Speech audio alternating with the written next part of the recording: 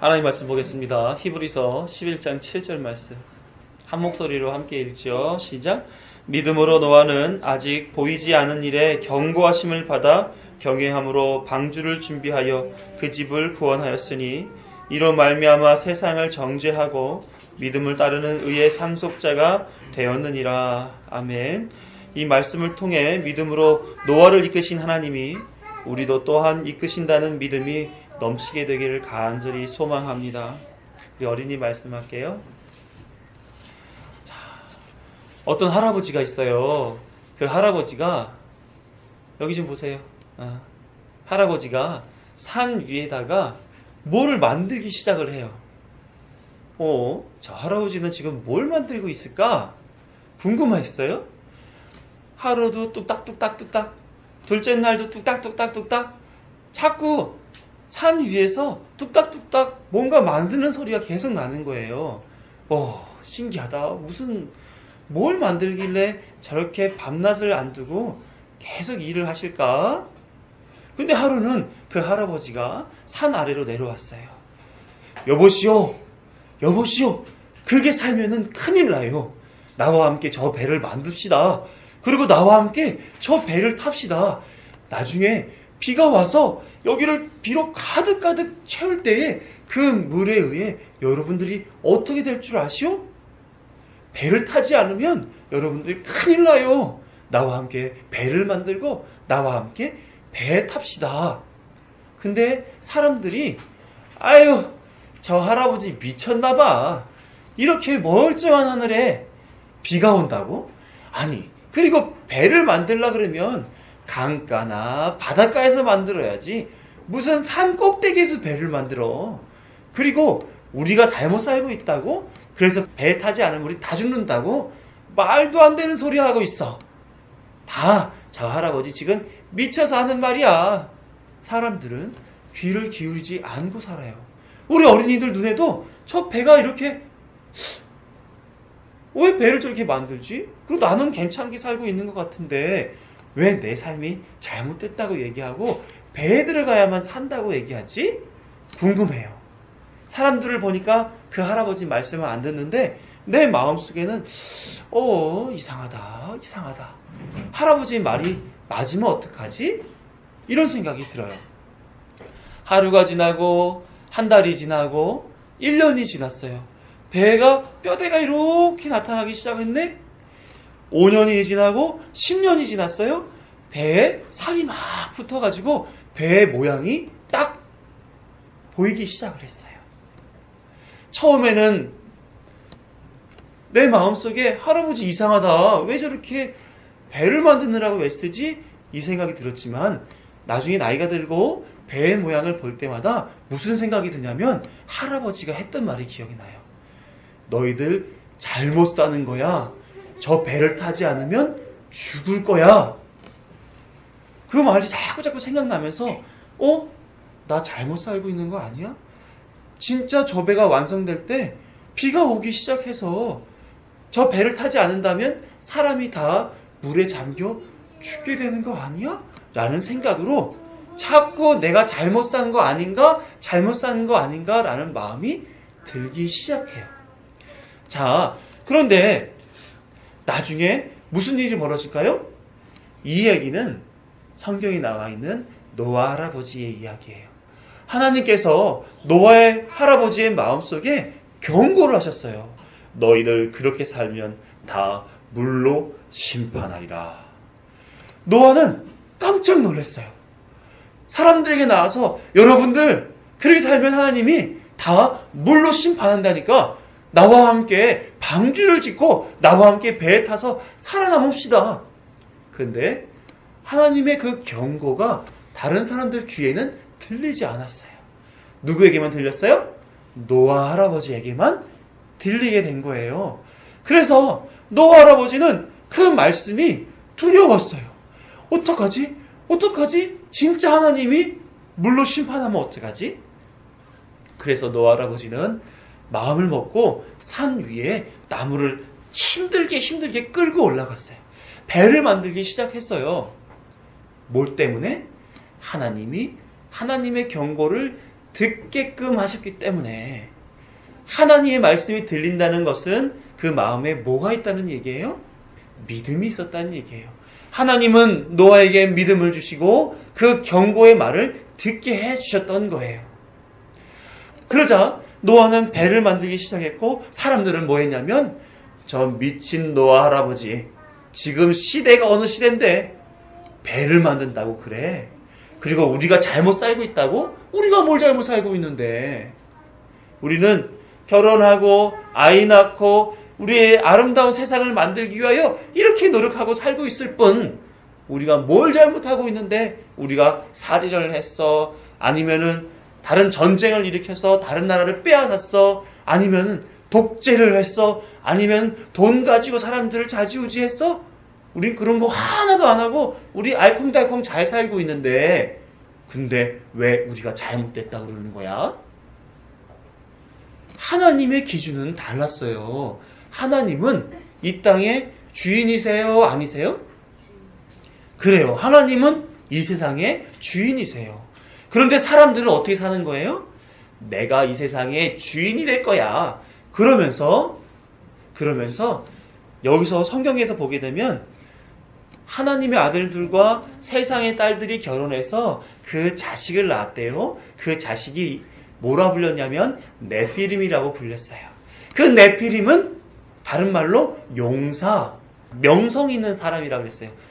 사람들은 지금 네피림처럼 세상의 용사가 되기 위해 살고 세상에 이름 있는 사람이 되기 위하여 세상을 만들어가고 있는 거예요. 그런데 진짜 세상의 용사, 진짜 세상에 이름 있는 사람은 누구인 거예요? 바로 하나님이신 거예요. 그러니까 하나님 자리에 사람이 들어가려고 하는 거지. 하나님은 그것을 뭐라고 여겼냐면 교만이라고 얘기하고 악이라고 얘기한단 말이에요. 이 세상에는 그래서 악이 가득한 세상이죠. 그런데 그 중에 누구 한 사람? 노아 한 사람에게만 믿음을 넣어주시고 그러고선 말씀하시는 거예요.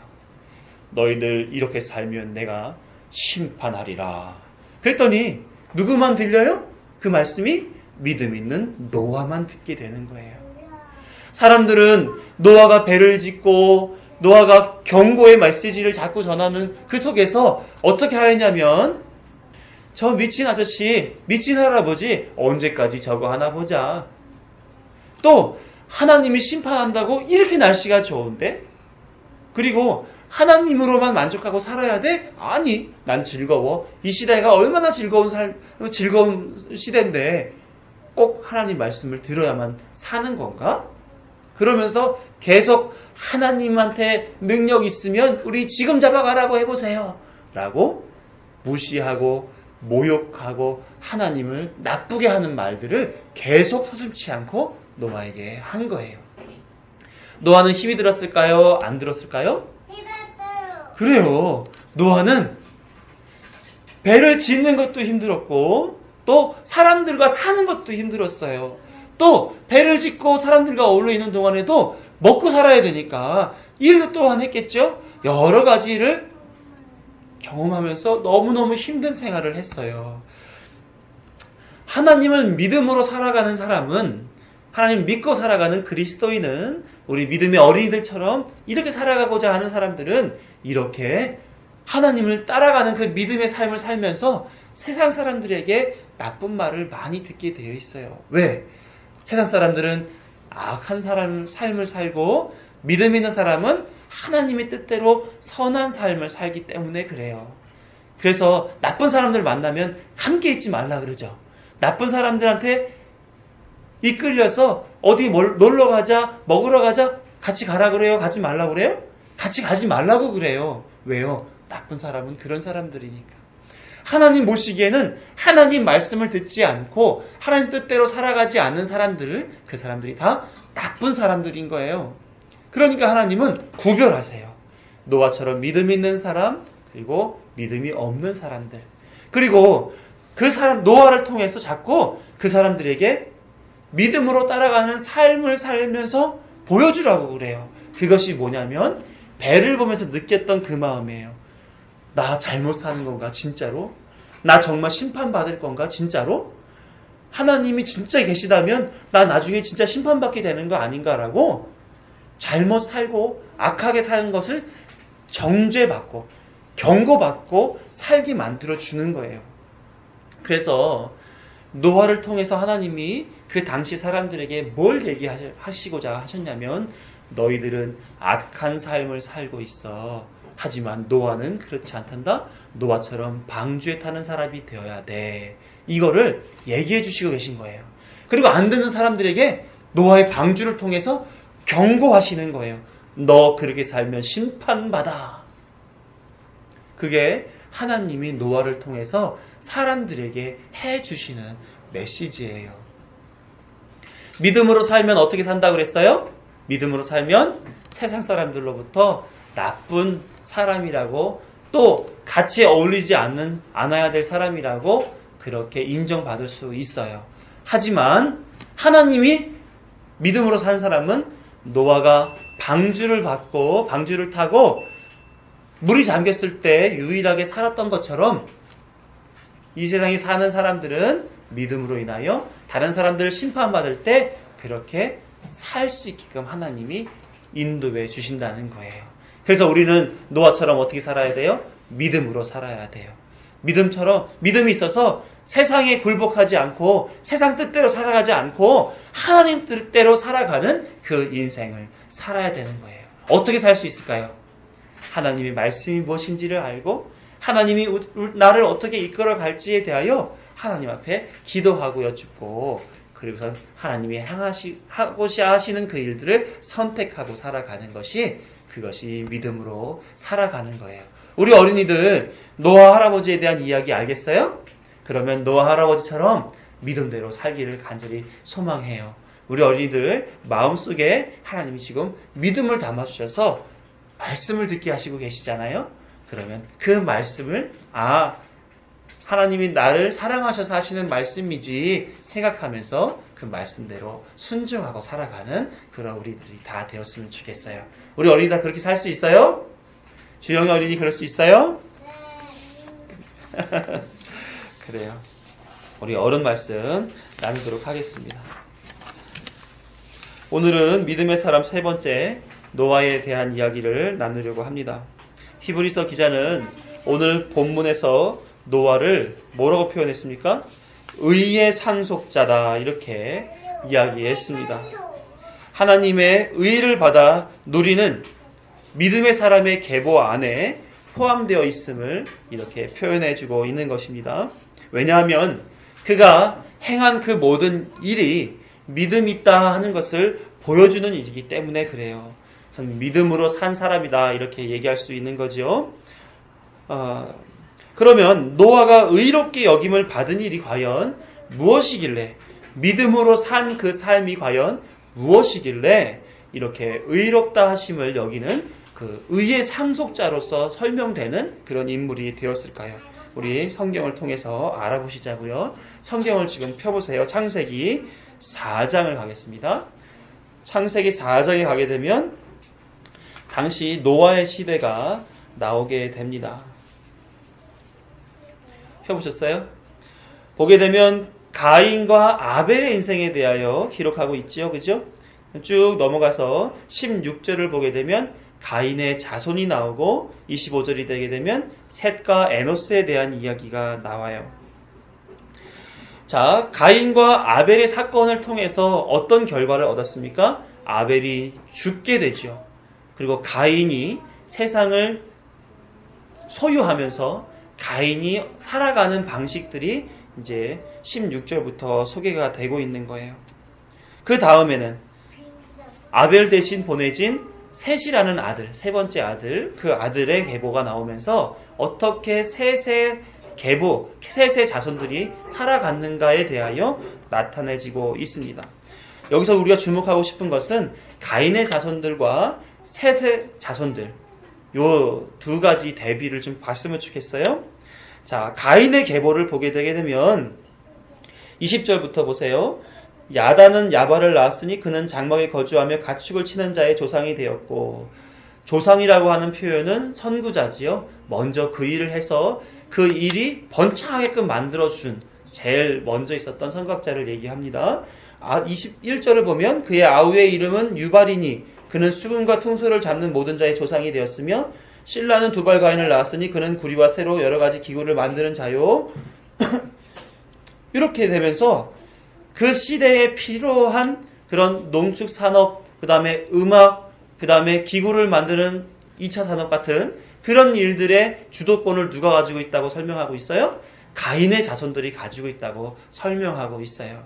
또 밑에 이제 25절을 보게 되면 끝에 보면 가인이 죽인 아벨 대신에 다른 씨를 주셨다 다시요. 25절 보면 아담이 다시 자기 아내와 동침하며 그가 아들을 낳아 그 이름을 셋이라 하였으니 이는 하나님이 내게 가인이 죽인 아벨 대신에 다른 씨를 주셨다 하며, 그러니까 아벨 대신 주신 씨가 바로 셋인데 그가 에노스를 낳아요. 26절에. 그리고 나서는 그의 사람들이 뭐라고 하냐면 그때의 사람들이 비로소 여호와의 이름을 불렀더라. 가인의 자손들은 자신의 기술, 능력을 통해서 세상을 만들어가는 사람들의 부류로 표현이 되고, 셋은 하나님을 부르는, 하나님을 믿는 자의 계보를 나타내주는 그런 모양으로 구별되어 지금 설명하고 있는 거예요.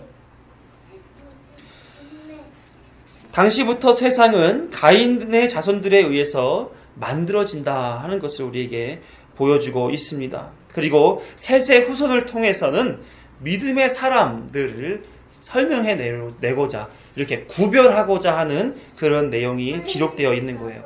우리 하나 더 찾습니다. 누가복음 3장으로 갈게요. 누가복음 3장.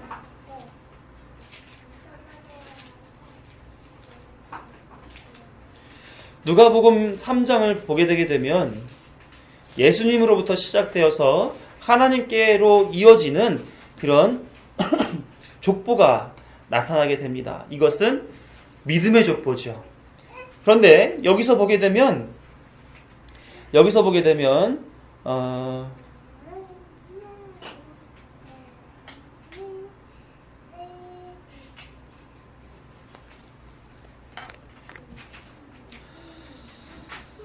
자, 38절을 보십시오. 맨 끝에 하나님이시라 이렇게 나오면서 그 위에는 아담이요, 그 위에는 셋이요, 그 위에는 에노스요. 셋과 에노스는 하나님으로부터 이어지는 믿음의 계보에 속해 있는 사람이로구나 하는 것을 우리가 알 수가 있습니다. 예수님까지 그 계보가 이어지고 있는 거지요. 그죠? 그리고 나서 34절을 보게 되면 뒤에서부터 봤을 때, 중간에서 봤을 때 아브라함이요, 그 위에는 이삭이요, 그 위에는 야곱이요, 33절에 유다요, 베레스요, 헤스론이요, 아비나답이 나손이 살몬이요 쭉 나오면서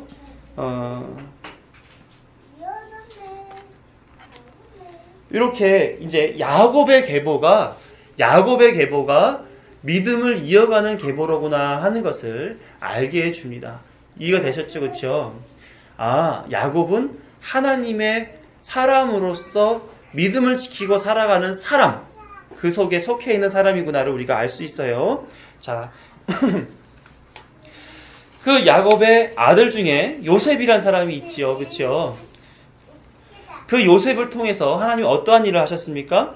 야곱과 그의 자손들, 믿음의 사람들이 애굽에 들어가게 됩니다. 그리고 400년 후에 탈출하게 되죠. 우리는 그것을 출애굽이라고 얘기하고 성경엔 출애굽기에 다 기록되어 있죠.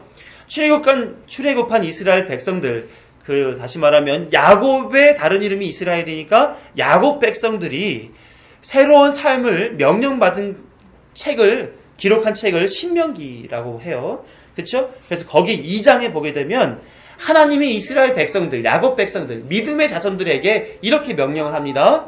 내가 출애굽하여 거기 지날 때에 양식과 물을 사 먹어라. 그렇게 말을 한다는 말이에요.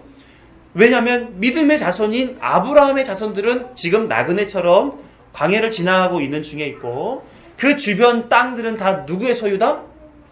세상의 기득권을 잡고 있는 가인의 자손들의 땅이기 때문에 믿음 있는 사람들은 그렇게 세상 사람들에게 값을 주고 물과 양식을 사 먹으라 라고 얘기하고 계신 거예요. 당시의 경제, 사회, 문화를 가인의 자손들이 주도했단 말입니다.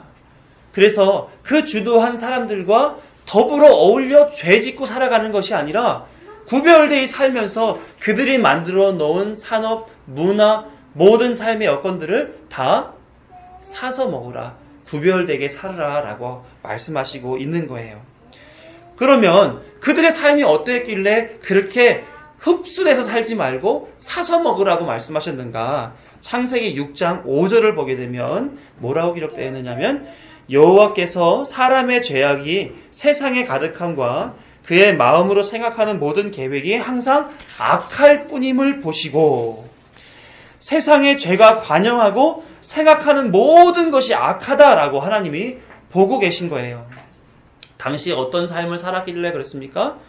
네피림, 즉 하나님의 아들들과 사람의 딸들이 관계를 맺어 탄생한 자식들이 세상을 만들어가고 있는 시대였어요. 그 사람들을 다른 말로 뭐라 그래요? 네피림을 용사, 명성 있는 자 이렇게 얘기한단 말입니다. 그러니까 세상은 능력자들의 세상인 거예요. 번영하고 번성하고 성장하고 높여 올라가려고 하고 서로 경쟁해서 누가 힘이 있느냐 이거를 주장하는 그런 세상이 만들어져 가고 있는 것입니다. 지금 살아가는 사람들의 관점을 볼 때 그 능력자의 세상, 성공적인 세상 그거 만들어가는 게 뭐가 문제예요? 당연히 좋은 세상 만들어서 잘 먹고 잘 사는 것이 그게 사람들이 당연히 살아가는 모양 아니겠어요? 라고 얘기할 수 있어요. 그래서 성경에 타락한 내용이 나와 있거나 불경건한 모습으로 그 세상이 소개되어 있다면 정말 죄의 악, 이걸로 관영한 나라, 그 세상이다라는 것으로 이해할 수 있지만 실상을 보게 되면 별 말이 없어요. 거기서 살인을 했다거나 사기를 쳤다거나 아니면 전쟁을 일으켰다거나 하는 그런 식의 얘기가 기록되어 있지 않은데 세상이 죄로 관영하다라고 하나님이 말씀하시고 계신 거예요. 왜 그렇게 세상이 죄로 관영하다라고 말씀하셨겠습니까? 하나님은 세상을 바라볼 때 이렇게 바라보시는 거예요. 그가 세상에서의 윤리와 도덕 그리고 사회법적인 측면에서 잘못하고 살아가느냐 잘하고 살아가느냐로 구별하지 않으시고 하나님을 이 세상의 주인이신가 주인이 아니신가로 보신단 말이에요.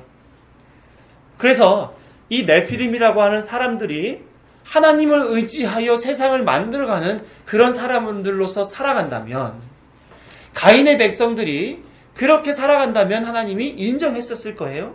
그런데 그 사람들은 어떤 삶을 산 거예요? 내가 용사야. 세상은 내가 만들어 갈 거야. 그래서 나는 세상의 이름을 떵떵거리면서 드러내는 그런 사람으로 살 거야. 라고 하면서 하나님을 멀리하고 부정하고 하나님 없이 사는 사람의 삶의 모양을 보여주고 살았던 겁니다. 그러니까 자기네 사회에서는 전혀 문제될 것이 없는 것처럼 보이지만 하나님이 보시는 관점, 하나님이 만들어 가실 하나님 나라의 관점에서 볼 때는 그것이 심각한 문제였다는 것입니다. 그래서 하나님의 나라의 입장을 우리는 이해를 해야 되는 거예요. 하나님은 어떻게 세상을 바라보고 계신가? 하나님의 백성들은 어떠한 사람들이고 세상의 사람들은 어떠한 존재다라는 것을 이해하셔야 돼요. 그것이 이해되지 않으면 세상의 잣대로 하나님을 바라보려고 하고 교회를 바라보려고 한단 말입니다.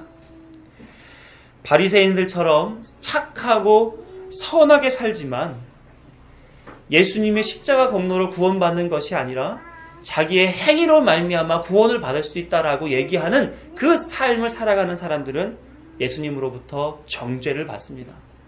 그런데 악한 삶을 살았지만 예수님 앞에 예수님과 함께 더불어 십자가 못 박혀 죽던 한 죄인은 예수님이여 나를 기억하여 주시옵소서 라고 고백하면서 예수님으로부터 내가 이후엔 나와 낙원에 함께 있으리라 라는 말씀을 들을 수 있다는 거예요.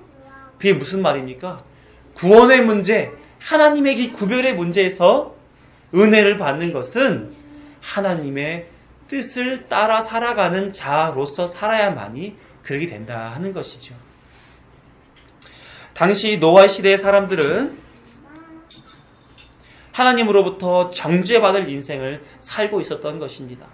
그런데 본문을 보니까, 창세기에 보니까 노아는 하나님으로부터 은혜를 입었다라고 표현되고 있어요. 창세기 6장 8절에 그러나 노아는 여호와께 은혜를 입었더라. 은혜가 뭡니까? 은혜가 도저히 갚을 수 있는 능력이 없는 자에게, 갚을 능력 없는 자에게 베풀어준 가장 필요한 절대적인 선물이 바로 은혜인 것입니다. 이 은혜가 노아 시대에 처음 등장한 표현이에요. 그럼 노아에게는 믿음이라고 하는 실력이 있었던 사람이라는 거예요? 아니면 실력 없던 사람이라는 거예요?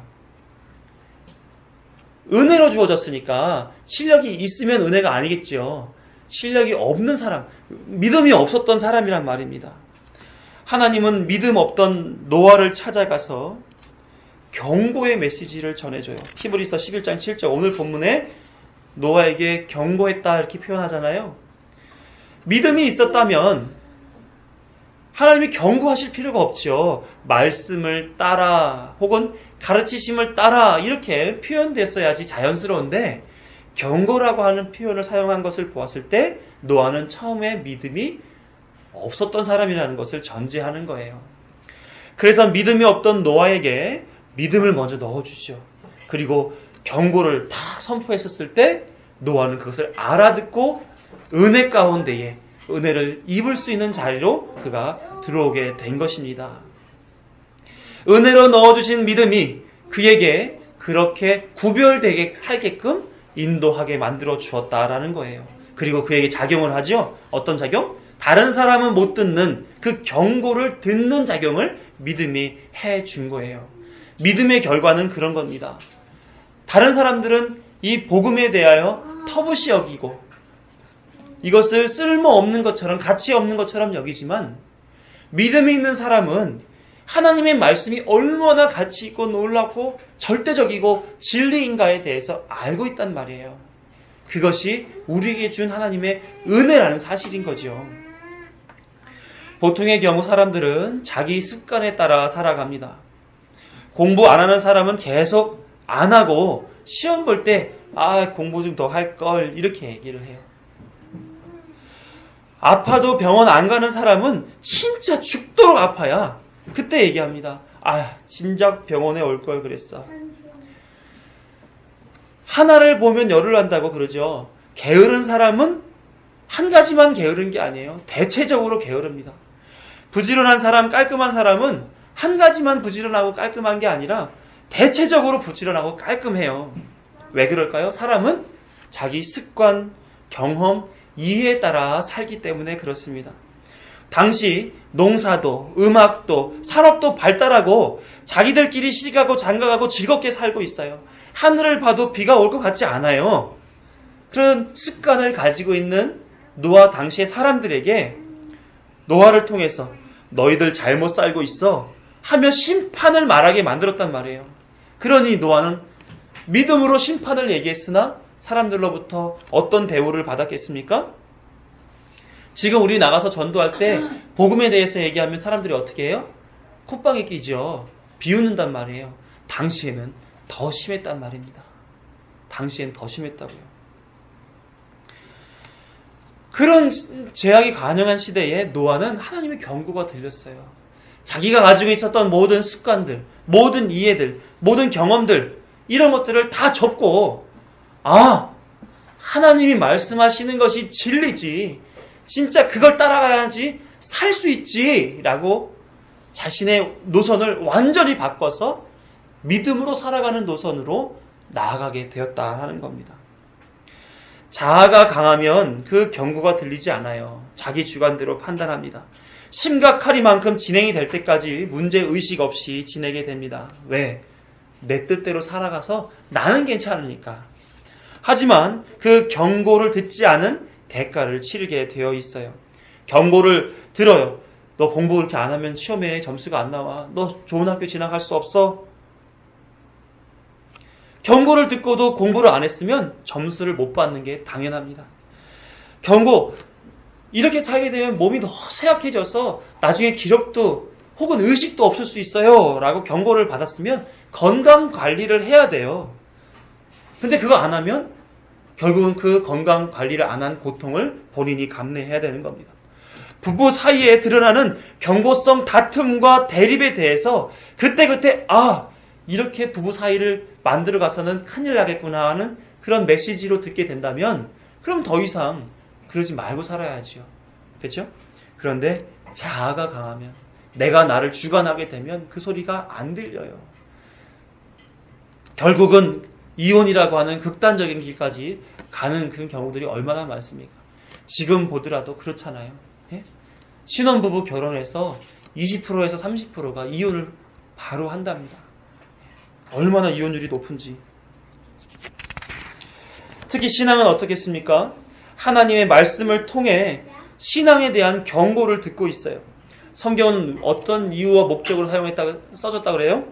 교훈과 책망과 바르게 함과 의로 교육하기에 유익하니 라고 성경의 기록 목적을 담고 있습니다. 그건 전제가 있지요. 바르지 않기 때문에, 의롭지 않기 때문에 교훈과 책망을 들을 수밖에 없는 존재이기 때문에 내가 이것을 써서 너희들에게 알려준다. 이렇게 말씀하시는 거 아니겠어요? 그러니까 성경을 읽으면 읽을수록, 들으면 들을수록, 묵상하면 할수록 하나님의 경고가 내 귀에 들려야 되는 거예요. 성경책을 보면서 어떻게 하면 재테크를 잘할 것이냐, 어떻게 하면 내가 좀 더 리더십을 가지게 될 것이냐, 어떻게 하면 이 말씀을 가지고 삶에 도움을 받는 그런 내용들로 가지고 갈 것이냐, 이게 아니라 경고로 들어야 된다니까요. 말씀대로 살지 않으면 너 죽어 라고 말씀하시는 하나님의 메시지로 들어야 된다니까요. 이 말씀의 경고가 이 말씀의 경고만이 유일하게 나를 바르게 세워갈 수 있는 것입니다. 그래서 말씀을 믿음으로 듣는 사람들은 죄인으로 살아가는 자신을 경험하고 나 이제 어떻게 살아야 합니까? 고백하는 심령이 가난한 상태가 된다는 거예요. 그럴 때만이 하나님이 인도하시는 믿음의 삶으로 자신의 삶이 변화되고 은혜로 덧입게 되고 은혜가 삶에서 누려지게 되는 거예요. 여러분은 어떻습니까? 말씀에 귀 기울이시고 계시고 있는 중이시죠? 말씀을 들을 때마다 내가 잘못 살아왔던 그 과거의 옛사람의 본성들, 이것 때문에 가슴이 미어지듯 쓰리고 아프십니까? 그러면 잘 가고 계신 거예요. 우리 노아에게 하신 하나님의 경고가 무엇인지 한번 볼까요? 창세기 6장 11절에서 13절의 말씀 페이퍼에 있으니까 보세요. 함께 읽어봅니다. 시작. 그때 온 땅이 하나님 앞에 부패하여 포악함이 땅에 가득한지라. 하나님이 보신즉 땅이 부패하였으니 이는 땅에서 모든 혈육 있는 자의 행위가 부패함이었더라. 하나님이 노아에게 이르시되 모든 혈육 있는 자의 포악함이 땅에 가득함으로 그 끝날에 내 앞에 이르렀으니 내가 그들 땅과 함께 멸하리라. 땅과 함께 멸하리라. 땅에 묻어버린다. 지옥이지요, 그렇죠? 땅지, 감옥, 옥, 땅에 가둬버리는 것, 지옥. 히브리서 기자는 믿음으로 경고를 들은 노아는 두 가지를 했다고 그래요. 오늘 본문을 보시게 되면 뭐라고 기록되어 있습니까? 두 가지 경고가 있지요. 경고하심을 받아 뭐했다? 경외했다. 이렇게 표현하고 있습니다. 또 하나는 방주를 준비했다. 이렇게 기록하고 있죠. 첫 번째, 하나님을 경외했다라는 말은 뭡니까? 이 경외라는 것은 뭐예요? 막연히 권세 있는 자 앞에서 두려워 떠는 모습을 나타내는 표현입니까? 아니죠. 죄인인 인간이 거룩하신 하나님을 대면했을 때 나타나지는 자연스러운 현상이 경외인 거예요. 출애굽기 19장 16절을 보게 되면 셋째 날 아침에 우레와 번개와 빽빽한 구름이 산 위에 있고 나팔 소리가 매우 크게 들리니 이게 하나님이 등장하실 때에 나타나지는 현상들이에요. 그랬더니 진중에 있는 모든 백성이 다 떨더라. 이게 경외의 한 모양입니다. 두려움이 있어요. 그렇지만 그분이 나의 하나님이시라는 권위를 인정하고 그분 앞에 종속되고 그분께 사랑할 수밖에 없는 것, 그것을 경외라고 얘기합니다. 두 가지가 함께 있는 거죠. 두려움과 사랑이 같이 있는 것이 경외예요. 이 경외에 대해서 이사야 선지자는 이사야 33장 6절에서 이렇게 얘기합니다. 내 시대에 평안함이 있으며 구원과 지혜와 지식이 풍성할 것이니 여호와를 경외함이 내 보배니라. 보배라고 얘기를 하고 있어요. 사도 바울은 고린도후서 7장 1절에서 그런즉 사랑하는 자들아 이 약속을 가진 우리는 하나님을 두려워하는 가운데서 경외하는 가운데서 거룩함을 온전히 이루어 육과 영의 온갖 더러운 것에서 자신을 깨끗하게 하자. 이 경외함으로 인하여 뭐가 된다고요? 거룩함이 온전히 이루어진다라고 얘기하고 있는 거예요. 그러면 노아는 하나님을 경외함으로써 어떤 삶을 살았다는 얘기예요? 하나님의 그 보배를 가지며 구별되이 살아가게 되는 사람으로서 구별되었다라는 거죠. 하나님이 정죄한 세상에서 하나님이 택하신 거룩함으로 구별된 그런 사람으로서 살게 되었다 하는 것입니다. 노아는 하나님께 대한 경외를 통해 하나님의 경고가 그 마음에 들어오게 되는 거예요. 그것을 보배라고 거룩함이라고 스스로에게 느껴지게 되는 거죠. 나도 모르게 그 경고를 따라서 자신이 맞춰져 살아가게 만들어진다라는 겁니다. 혹시 이런 적 없으세요? 이전에 한 번도 이런 적이 없었는데 왠지 그 특별한 일들이 하나님으로 인해서 믿음으로 말미암아 뭔가 이루어질 것 같은 거예요. 누가 뭐래도 그 일을 내가 좀 해야만 되지 않을까? 특히 교회에서 그런 일이 많이 일어나죠. 교회에서 왠지 어려운 일이 닥쳐있는 사람이 있었을 때 그 마음속에 왠지 내가 좀 도움을 줘야 되지 않을까?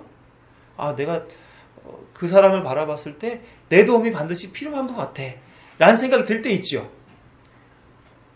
들 때 없으면 안 돼요. 들 때 있어야 돼요. 그게 하나님이 일하시는 방법이니까 그 마음을 움직이시는 방법. 노아는 내 안에 믿음이 들어와 있다는 것 사실을 인식하지는 못했을 거예요. 그런데 왠지 그 경고를 들으니까 그 말씀을 내가 듣고 따라야만 될 것 같은 그 마음이 자꾸 생기는 거죠. 나도 모르게 나는 싫은데 왠지 그렇게 해야만 될 것 같아. 그런 마음이 속에서 불일 듯 일어나게 되는 거예요. 왠지 그 일 앞에 가슴이 뜨거워지고 그것을 해야만 내 마음에 정말 진정한 감사가 일어날 것 같고 그런 일들이 노아에게 벌어지게 된 것입니다. 창세기 6장 22절을 보게 되면 그 마음을 가진 노아가 이렇게 했다는 얘기를 해요. 노아가 그와 같이 하여 하나님이 자기에게 명하신 대로 다 준행하였더라. 믿음이 있어서 하나님의 경고를 들은 사람은 하나님을 경외하고 자신의 삶을 하나님께 맡겨 순종하는 삶으로 나아가게 되더라 하는 것을 얘기해주고 있습니다. 그래서 사도 바울은 순종에 대해서 뭐라고 얘기하냐면 야고보서 1장 25절 보니까 자유롭게 하는 온전한 율법을 들여다보고 있는 자는 듣고 잃어버리는 자가 아니요 실천하는 자니 이 사람은 그 행하는 일에 복을 받으리라. 히브리서 기자는 불완전한 율법에 대해서 소개를 했습니다. 구약시대의 율법이죠. 그에 대비되는 온전한 율법. 사도 바울이 얘기하는 온전한 율법이 뭡니까? 예수님이 완성해 주신 구원을 향하게 만들어주는 그 믿음이 자유롭게 하는 온전한 율법이죠. 그 온전한 율법은 그 믿음은 뭘 한다 그래요? 그를 자유롭게 한다라고 얘기를 해요. 그래서 자유롭게 해준 그 믿음이라고 하는 온전한 율법으로 인하여 행하는 자들, 하나님 말씀을 듣고 행하는 자들은 다 뭘 받는다? 복을 받는다. 이렇게 얘기하고 있어요. 그러니까 믿음으로 행하는 순종은 복을 얻게 만들어주는 그 길로 이끌어 간다 하는 겁니다. 무슨 복일까요? 하나님 주시는 구원의 복이죠. 그래서 오늘 본문에서 방주를 준비하여 그 집을 구원하였으니 그 복을 받고 살았다라고 얘기하고 있는 것입니다. 그래서 믿음 있는 노아는 하나님을 경외함으로 순종의 삶을 살고 그 집이 구원받는 복을 얻게 되었다 하는 것입니다. 두 번째, 믿음으로 그 경고를 들은 노아는 방주를 짓게 됩니다. 하나님은 경고하신 후에 그에게 방주를 지을 것에 대한 말씀을 하셨어요. 창세기 6장 14절에서 22절의 말씀, 거기서 보게 되면 노아에게 어떻게 방주를 지어라 하는 얘기들이 기록되어져 있습니다. 이 방주를 지은 나이가 몇 살인 줄 아세요? 노아의 나이 480살입니다. 무려 120년 동안 방주를 지어요. 산 위에다가. 노아는 자식들과 함께 방주를 지으느라고 열심을 다했을 겁니다. 언제 비가 오고 비가 와서 어떻게 세상이 멸하게 되게 될지 전혀 생각하지도 못하겠지만 하나님이 지으라고 하시니까, 그리고 하나님의 언약을 맺어주셨으니까 믿음으로 보이지 않는 중에 그 멸할 때가 올 것이다라고 여기고 방주를 완성하기 위하여 열심을 다해서 방주를 지어갔단 말이에요. 중요한 것은 이 방주를 짓는데 얼마나 완성도 있는 배를 만들었는가에 있지 않다는 거예요. 물론 하나님이 원하시는 배를 만들어야 되니까 굉장히 잘 지으려고 애를 썼을 것입니다. 그런데 노아는 배를 원래 만들었던 기술이 있었던 사람이 아니에요. 그러니까 모두가 배를 타도 공간이 부족하지 않고 비, 바람, 파도에 파손되지 않을 만큼 견고한 배를 만들었긴 했지만 그것을 그가 영광으로 배를 잘 지었다, 하나님이 칭찬했다, 이런 식으로 배 방주 만드는 것에 노아의 영광이 있지 않더라는 겁니다. 히브리서 기자가 주목시키는 것은 노아가 지은 방주가 잘 만들어졌느냐 그렇지 않느냐가 아니라 노아의 믿음 때문에 주어진 구원과 세상에 대한 심판의 대비를 보여주는 거예요. 자, 노아는 120년 동안 배를 산 위에서 짓는 모습을 산 아래에 있는 사람들에게 보여주게 했습니다. 모든 사람에게 눈을 들기만 하면 노아의 방주가 지어짐으로써 하나님의 경고가 나에게 들어오는 경험을 계속 하고 있는 거예요. 그 마음속에 죄로 관영한 이 세상을 물로 다 쓸어버릴 거다, 땅으로 멸망시킬 거다, 내 경고를 무시한 너희들은 심판만이 남아있다라고 하는 것을 그 방주를 봄과 동시에 매 순간마다 경험하고 살게 만들어 주었단 말이에요. 노아가 배를 짓는다는 것은 노아의 하나님의 언약을 따르는 순종의 모습을 보여주는 것뿐만 아니라 그 언약을 부정하고 자기의 유익을 쫓아 살아가는 세상 네피림들에게 심판이 있을 것이다 라는 그 정죄를 지금 노아가 하고 있는 것입니다.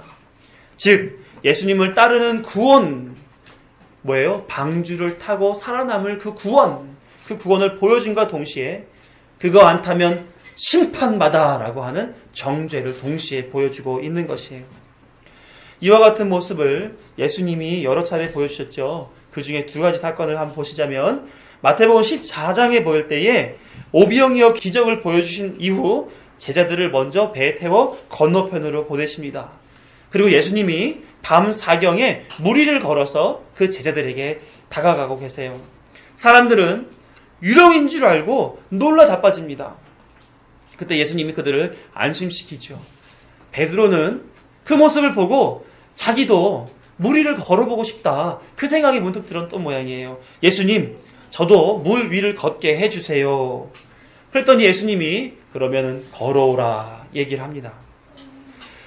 베드로는 물 위에 발을 딛고 걸어요. 그러자 바람이 불어서 그가 빠지게 되죠. 근데 성경에 뭐라고 기록되어 있냐면 그러자 바람을 보고라고 표현되어 있어요. 바람을 보고. 베드로가 봐야 할 사람은 누구였어요? 예수 그리스도를 보고 걸었어야 되는 거예요. 그런데 그 순간 두려움, 믿음 없음, 이것이 예수님을 바라볼 것이 아니라 바람을 보게 했단 말이에요. 예수님을 바라보고 걸었을 때에는 걸어졌어요. 그러자 예수님을 바라보지 않고 다른 데를 바라볼 때에 그는 물에 빠지게 되는 것입니다. 그러니까 예수님은 이렇게 말씀하시는 거예요. 믿음을 의심하지 말아라. 왜 의심하느냐? 예수님을 바라보고 살아야 하는 그 인생들에 대한 메시지를 주고 계신 것이요, 예수님을 바라보지 않고 사는 사람들에겐 경종의 말씀을 지금 해주시고 계신 거예요. 또 다른 말씀이 누가복음 8장에 예수님과 제자들이 배를 타고 가요. 예수님도 육신을 입고 계셔서 피곤하신지 잠이 들었습니다. 그때에 바람이 불고 풍랑이 일기 시작합니다. 뱃사람 출신인 제자들은 그 상황이 얼마나 위험한지에 대해서 누구보다 더 잘 알고 있었어요. 두려워 떨었던 것이죠. 거긴 잘 대비되는 두 가지 모습이 있습니다. 평안 가운데 주무시고 계신 예수님의 모습, 그리고 세상을 바라보고 바다를 바라보고 풍랑을 바라보고 불안에 떨고 있는 제자의 모습, 이 두 모습이 지금 대비되고 있는 거예요. 제자들은 두려워 떨며 예수님을 깨우게 되고 예수님은 그 바람과 파도를 잠잠케 만듭니다. 이로써 제자들은 저가 누구이신데 이 자연도 저에게 순종하느냐 이렇게 고백을 하지만 그것은 제자들끼리 얘기한 것이고 진의는 무엇이냐면 생명을 살리시는 구원의 예수님과 함께 있는 자들조차도 믿음이 없으므로 세상을 바라보고 두려워 떨더라 하는 얘기를 해주고 있는 거예요. 누구를 바라봤어야 되는 거예요? 편안히 주무시고 계신 예수님을 바라보고 함께 평안을 누렸어야 되는 거예요. 그런데 세상을 바라보니 바람이 일고 풍랑이 불고 배가 흔들리고 있으니 내가 경험상 이런 정도의 수준이면 우리 배 침몰할 수밖에 없는데 큰일 났어 라고 세상을 보니 결국은 완전히 다른 모습으로 나타나지고 있는 겁니다. 그게 무엇입니까? 그러고서 예수님 말씀하시죠. 호통하세요. 너희 믿음이 있느냐? 예수님만을 바라보는 그 믿음이 있어야 되는데 예수님을 바라보는 믿음이 없으므로 세상을 바라보고 두려워 떠는 모습. 이 두 사건은 바다를 통해서 제자들에게 뿐만 아니라 믿음이 없는 사람들에게 경고하시고 계신 거예요. 믿음을 시험하고 계신 경고. 경고 앞에서 불안에 떨래? 아니면 예수님과 함께 평안을 누릴래? 이렇게 경고하시고 계신 거예요. 마치 노아의 방주를 보여주시면서 노아의 방주를 타서 하나님 뜻대로 살아서 믿음으로 살아서 생명을 얻을래? 아니면 네 마음대로 노아 방주 안 보고 너를 바라보고 세상을 바라보면서 다 죽을래?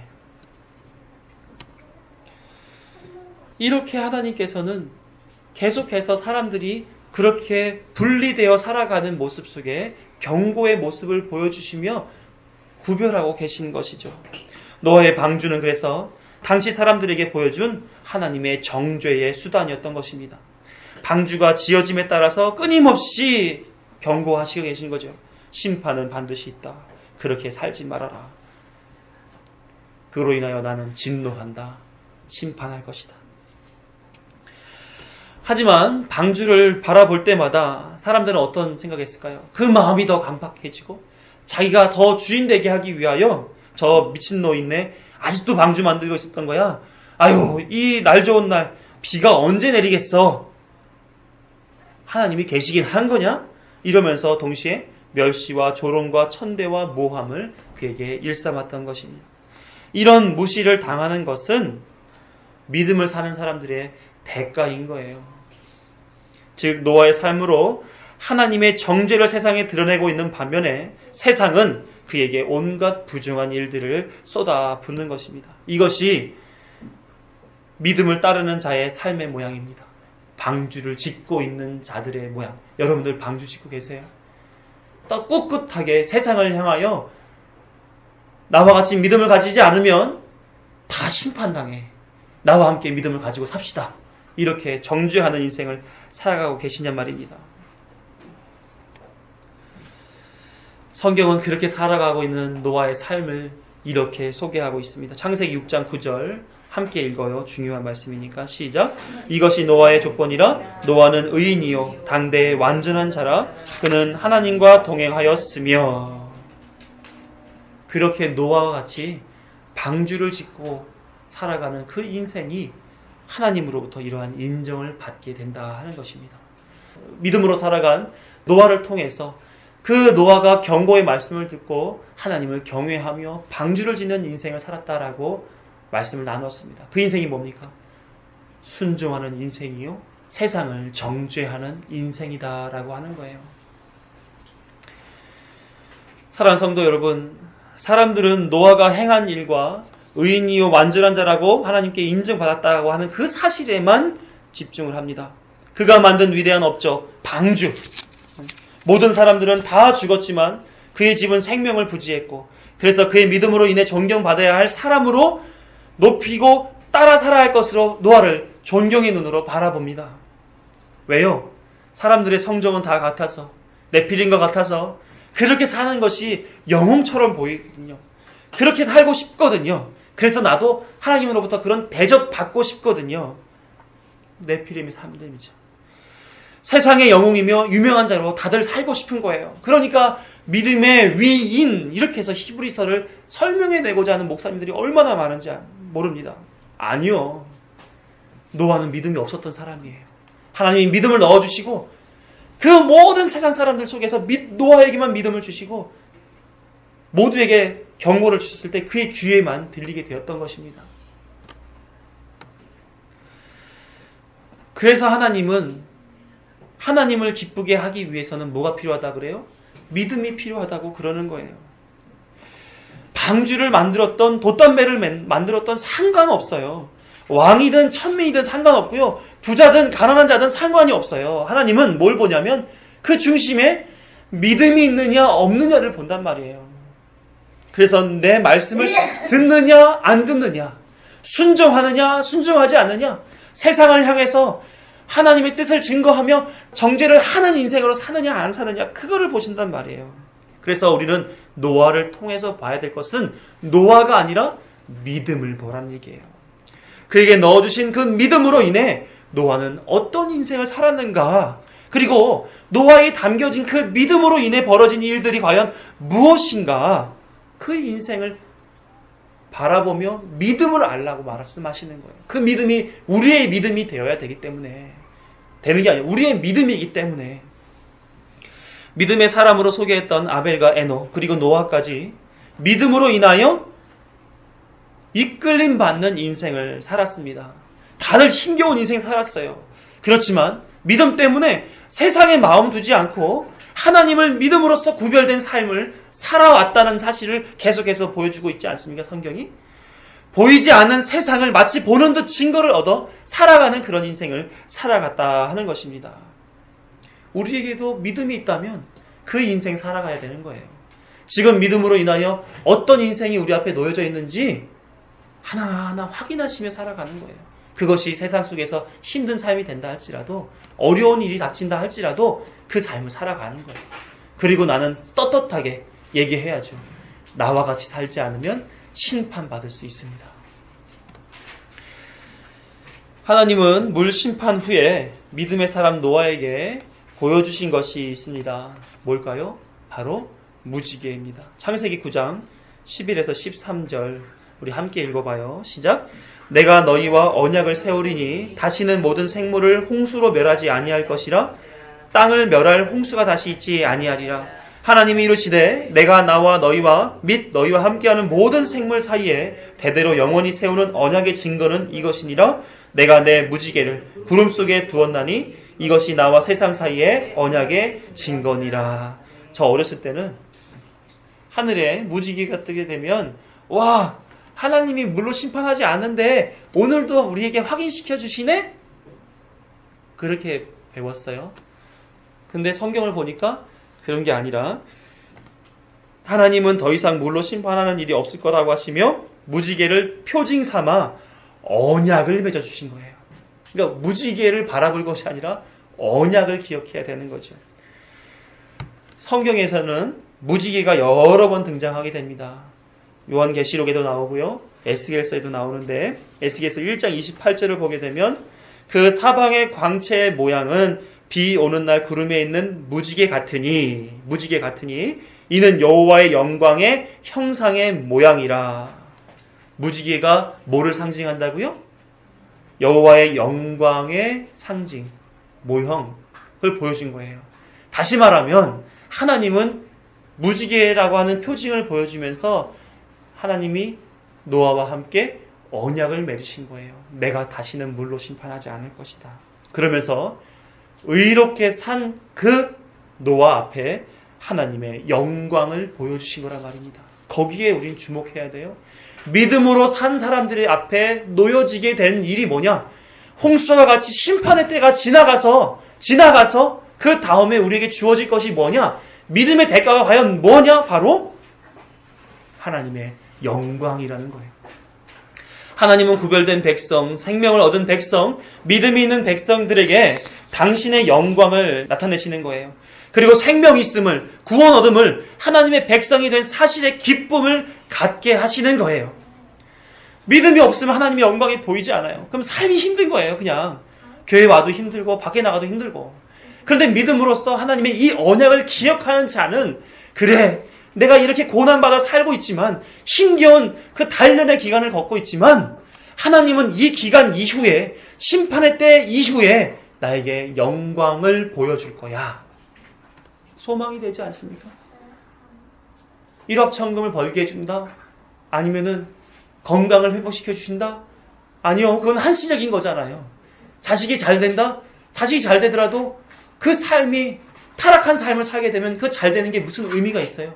그런데 완전히 행복, 완전한 감사, 즐거운 복, 영원한 선, 이것의 증표인 하나님의 영광을 우리에게 주겠다라고 말씀하세요.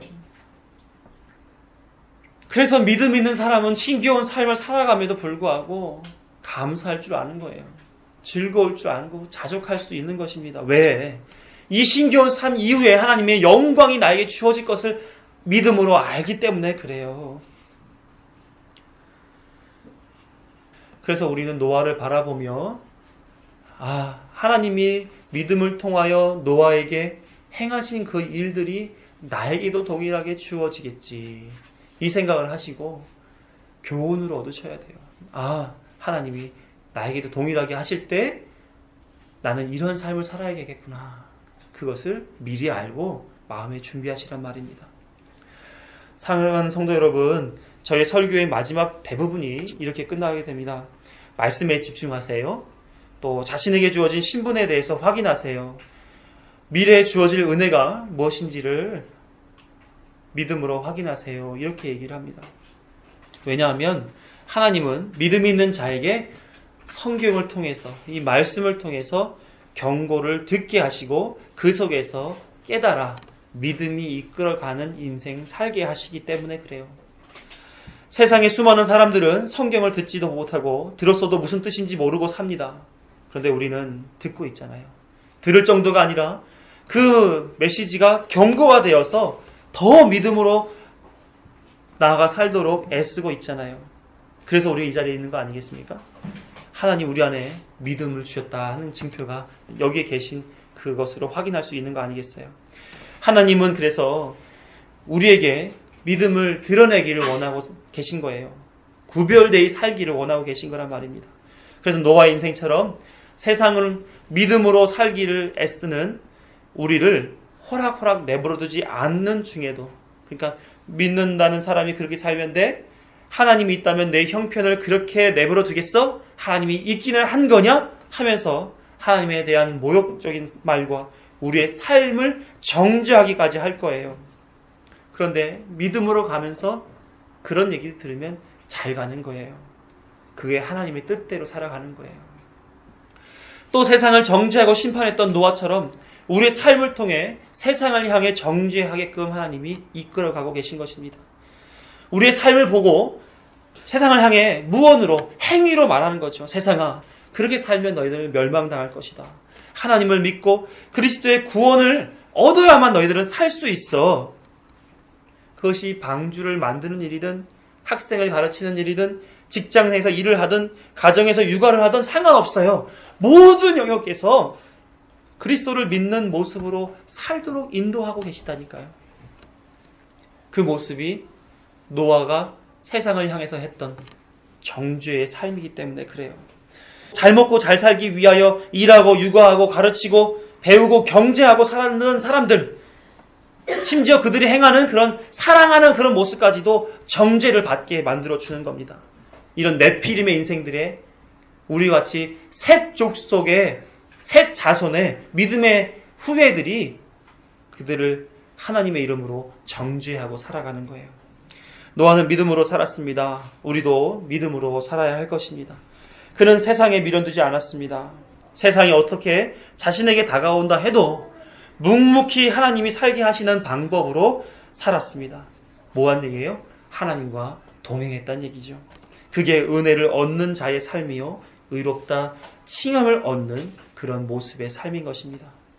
세상에서 즐겁고 편안하고 안전하고 만족하고 살고 싶으십니까? 그러기 위해서는 세상의 방식을 쫓아 살아야 할 것입니다.